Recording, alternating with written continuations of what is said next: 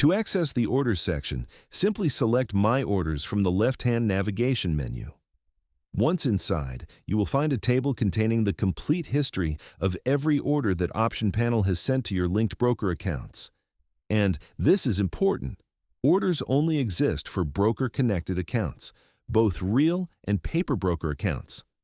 Option Panel's own paper accounts do not generate orders here, because those simulations never send a real order to any broker.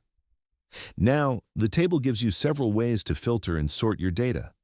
At the top right, you will see a row of status buttons: submitting, pending, accepted, partially filled, canceled, rejected, expired, and error. You can tap any of these to show only orders matching that status, and then hit reset to bring them all back. You can also filter directly from the column headers, for example, filtering by submission date to show only orders sent from June 1st, 2026 onwards. And finally, you can click a column header to reverse the sort order, displaying your oldest orders first instead of the most recent. Let's take a closer look at one of the orders in the list. This canceled multi-leg order is a good example. From the header row alone, you can already read the most relevant information. The status is canceled. The order type is limit. The duration is day.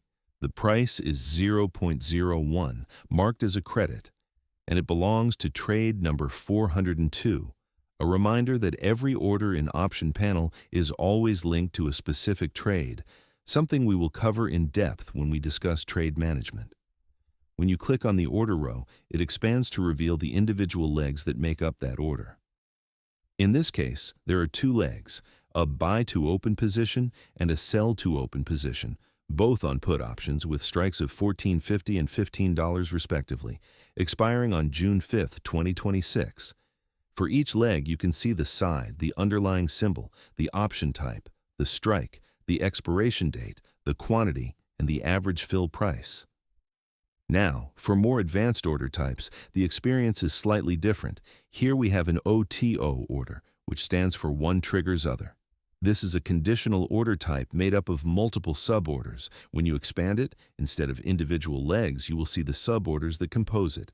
In this example, the first suborder is a filled limit sell to open, and the second is a filled stop buy to close, which was automatically triggered when the first one executed. Finally, keep in mind that there is another way to consult your order history. When we cover trade management in a future video, you will see that each individual trade also displays its own associated orders directly from within the trade view itself.